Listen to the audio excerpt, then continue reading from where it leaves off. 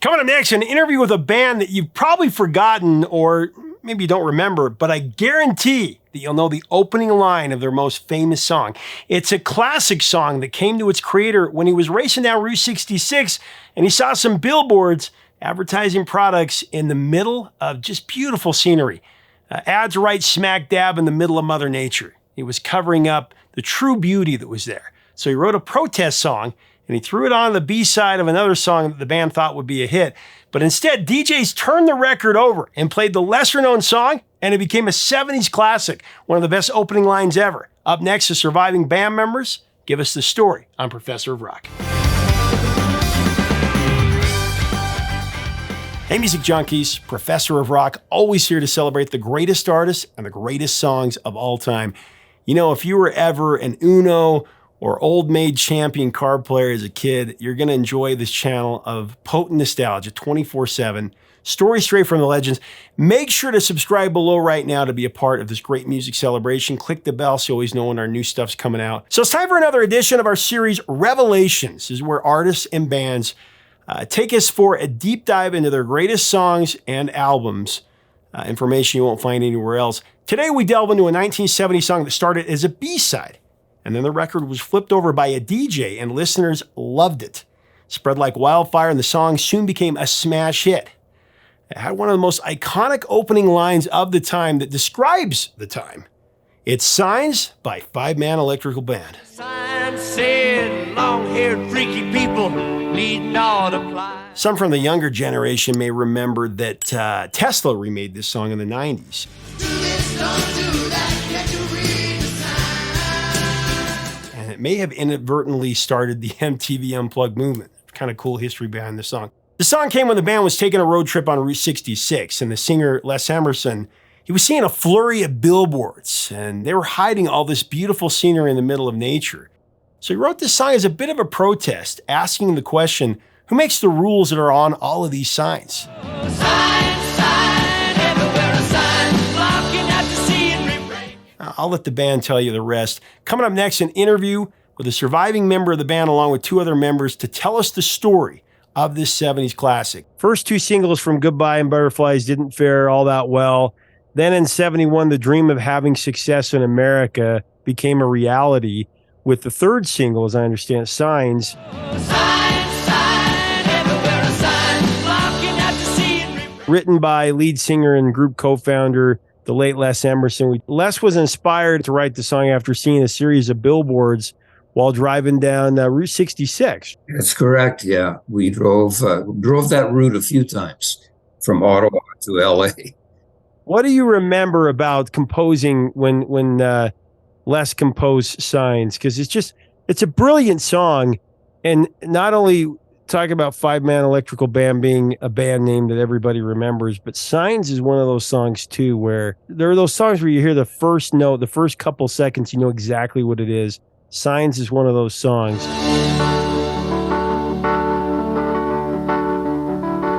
Memory I have of that beginning of the record, at least, we opened for the Jefferson Airplane in Detroit at Cobo Hall, and about 25,000 people in the place. And we came out. We were the opening act. They had no idea who we were, but the song was breaking on the radio. And we played a lot of our material unfamiliar to them. And at the end of the show, we just started playing Signs. And as soon as I hit the Wurlitzer piano, that's when the place erupted and they recognized it.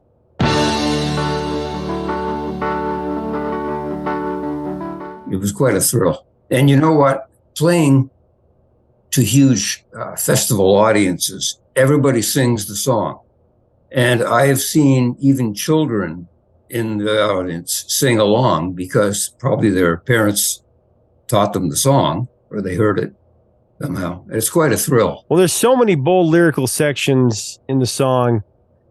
I want to ask you about a couple of these. And the sign said, long hair freaky people need not apply. Sign said long-haired freaky people need not apply. That was what stuck out to me as a kid when I heard this song. You know, my dad would tell me stories He got drafted. Luckily, he didn't go to Vietnam, but told me about that time in the 60s, early 70s. And there was a real cultural divide back then. This section really spoke to that. Tell me what you remember about that. Well, in the opening line, I mean, all I can comment on is that whenever you say that line to somebody, if they're not totally familiar with the band or the song, as soon as you say that line, long-haired freaky, everybody seems to know that. I don't know what prompted Les necessarily to open with that, but it's a great opener. Yeah. I tucked my hair up under my hat and I went in to ask him why. Almost as important as the hook, the chorus. Yeah. I'm a songwriter too, and I've written lots of songs, so it's always kind of been my way of operating and writing a song. First line has to be killer, I think, and the chorus has got to be killer.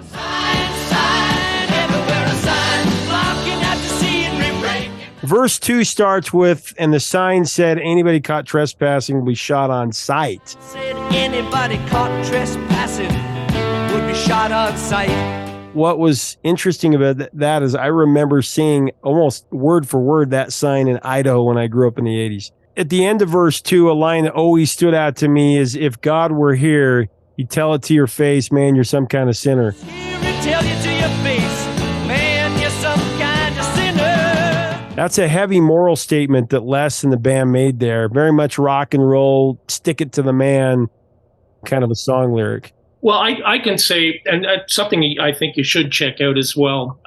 Les was a naturalist, very ecologically aware, a lover of nature. Put up a fence to keep me out, or to keep Mother Nature in. That's where all of that came from, is nature belongs to everybody, and he believed that to the end of his business, and he nature, he really did.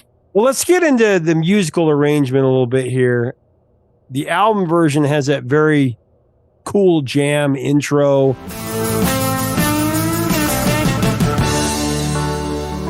How many versions of the song did the band go through to come up with a jam session and the tempo changes and all that? I was really interested to ask that.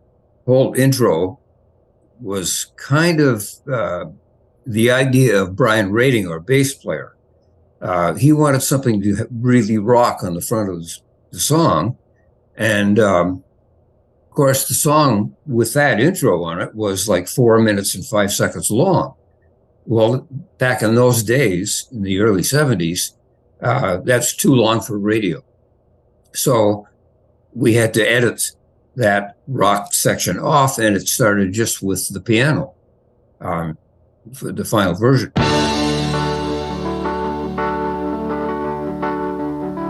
Which, again, when we played in Cobo Hall in Detroit, they had no idea what the rock intro was. And so we played the whole rock intro, and then we stopped and I started playing piano. That's when the crowd erupted, because that's how they knew the record. That's the way the record started. It was edited down to that. Still happens to this day. As soon as you play that little opening piano part, we hit that 10, everybody goes, oh, boom. Well, what were the most challenging parts of the song's arrangement to record in the studio? We recorded that, I think, at Golden West, which was a little studio. It was like a bowling alley. This is a narrow little place. The challenging part, well, I don't know. I mean, Les always had the arrangement in his head, He knew what he wanted. But Brian was really instrumental in kickstarting that rock section on the front. And it's on the album, but it wasn't on the singles. Well, Ted, your organ section in the intro, it reminds me a little bit of Steve Winwood. I call him Stevie Winwood in the Spencer Davis group era. It kind of has that sound to it. Wow. Thank you for saying that. He's one of my heroes. I always wanted to play organ like that.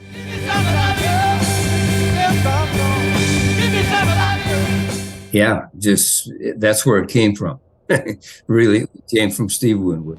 He said you look like a fine, upstanding young man. I think you do. I love that transition to the bridge. Another just clever piece of song construction there. Now, hey, you, mister, can't you read? You got to have a shirt. Hey there, mister. Can't you see? Speaking of the third verse in Signs, Signs said, "Everybody welcome, come in, kneel down and pray." Sign said, everybody welcome, come in, kneel down and pray. When they passed the plate, I didn't have a penny to pay.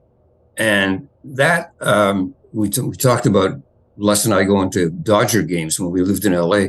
I always wanted to go to Boston and play in Boston because I wanted to go see the Red Sox. Yeah.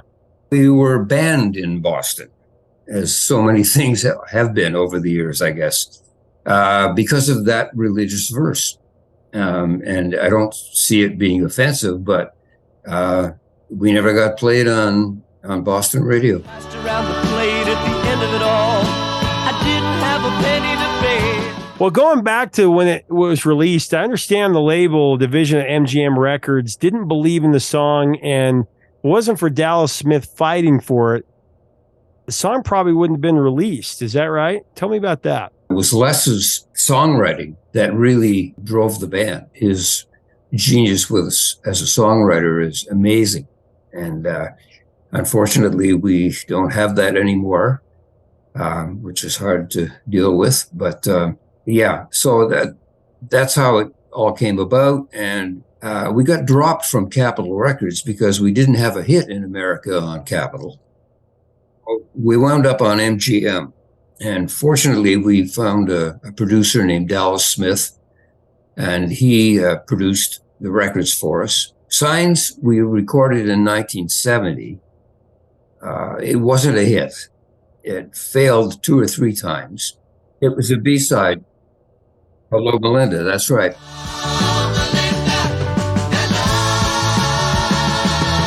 Even the American singer Bobby V recorded it, and nothing happened. Yeah, Dallas really championed the song. He really thought it was going to be a hit, and he fought hard for it. And we were on MGM, which was run by Mike Curb.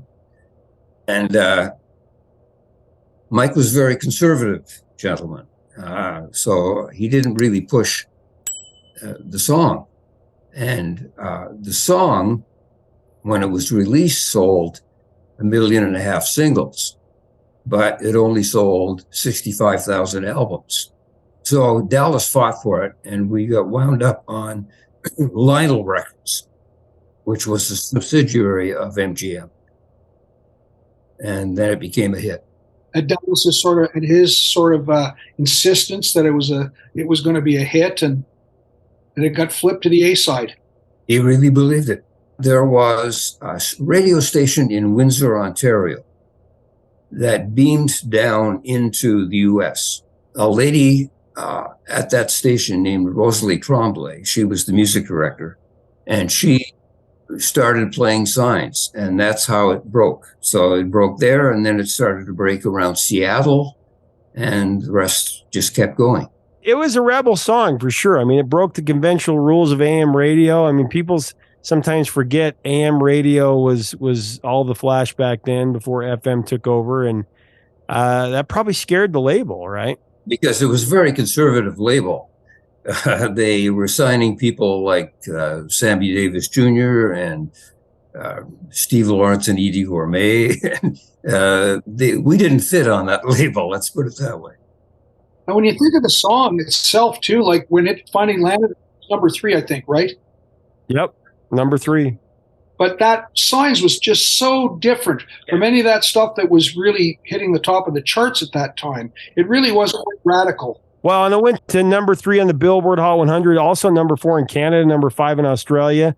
It was one of the biggest hits of 1971. Well, Ted, reflecting back on when Signs became a bona fide hit in America, couldn't have come at a better time for 5 guys from Ontario. There were a lot of what you guys called years of starvation before that breakthrough finally came, from reading past interviews. Our goal was to have a hit in America. We'd had hits in Canada, but one of the first things we did was play a rock festival in Virginia Beach, Virginia. And the next gig was in Seattle. So we drove from Virginia to Seattle. And as we did, Of course, we always had the radio on, hoping to hear our song on the radio. No bigger thrill, right? So somewhere south of Gary, Indiana, we had WLS, the biggest rock station in America at the time. They played Carole King, It's Too Late. And the voice came on and said, that was number one today and number one tomorrow. And he played Signs.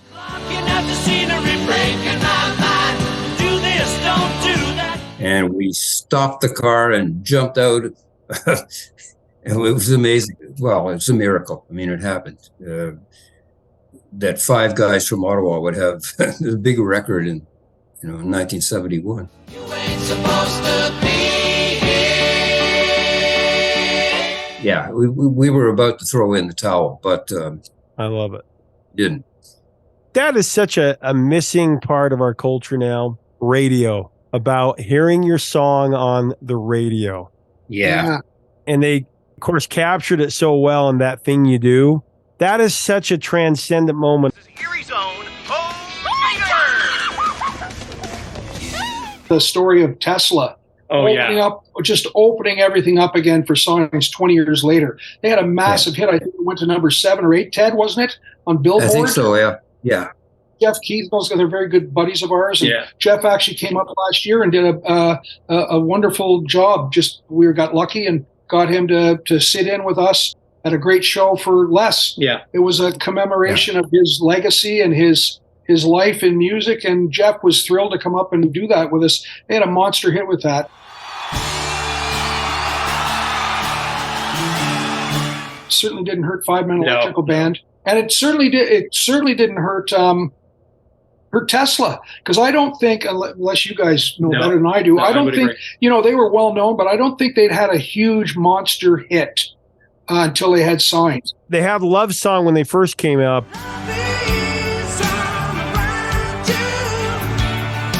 But you're right, it was a big hit. Jeff Keith tells a great story about how he had a tough childhood, with parents, a rough kind of parents went through a real bad thing, and he was kind of feeling, I think he was kind of reclusive, and you might remember some of this too, Ted, if I mess up on this story, but I think he was a troubled kid, and he loved Signs. He used to play it and play it and play it until the vinyl was wearing out, but I remember him telling me this, and I think he told you guys too, that he swore one day he'd be a musician and he'd record that song. Oh, that's cool.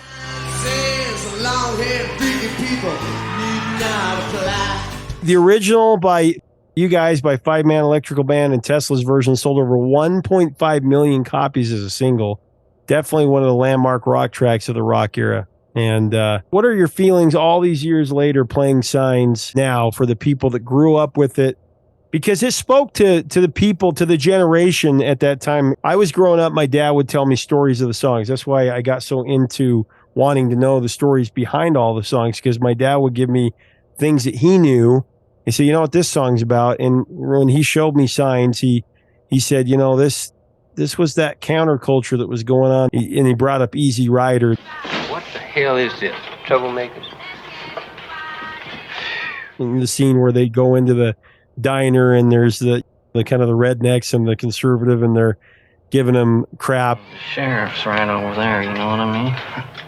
Check that joker with the long hair. So what is your feeling so many years later of this song? Well, I've got a great story straight from the horse's mouth from Les. And I can remember early in when we were befriending each other, I said to him, because I heard James Taylor was so tired of singing Fire and Rain. And I said to Les, I said, do you ever get tired of playing and singing Signs? And he looked at me, he said, are you crazy? He said, that's the song that opened the door to the rest of my life. Why would I ever get sick of singing that song? Yeah. And every time he sang it, he sang it like he did the first time, I'm sure. Never gets old. And to watch the reaction of the crowd when you launch into it, it's just amazing to see to this day where people get excited when we start playing it. Yeah, it truly is a timeless piece, and I know that Les, his love of music, he loved making music that people loved, and I don't think any of us get tired of playing that song. No, never. Everywhere a sign.